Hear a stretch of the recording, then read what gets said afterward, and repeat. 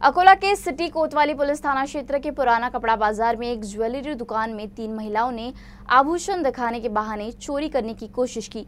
Police ने इस मामले में तीनों महिलाओं को हिरासत में लिया।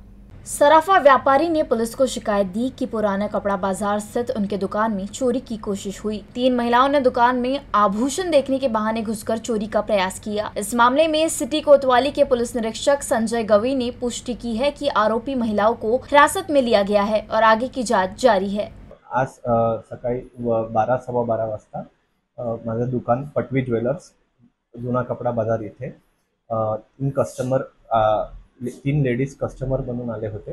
त्यांनी आम्हाला पेंडंट दाखवायला सांगितले। आम्ही त्यांना पेंडंट दाखवले। त्याच्यामध्ये त्यांनी पेंडंट दाखवल्यावर एक पेंडंट त्यांनी भूलचुकीने असे उचलून घेतले आणि ते चालले गेले। याची आम्हाला नंतर समज येताच आम्ही सीसीटीव्ही फुटेज पाहून पोलीसवाल्यांना हे कळवले आणि पोलीसवाल्यांना ती सीसीटीव्ही फुटेज आम्ही शेअर केली आणि आता पोलीसवाले आम्हाला त्याची कारवाई करणार आहेत।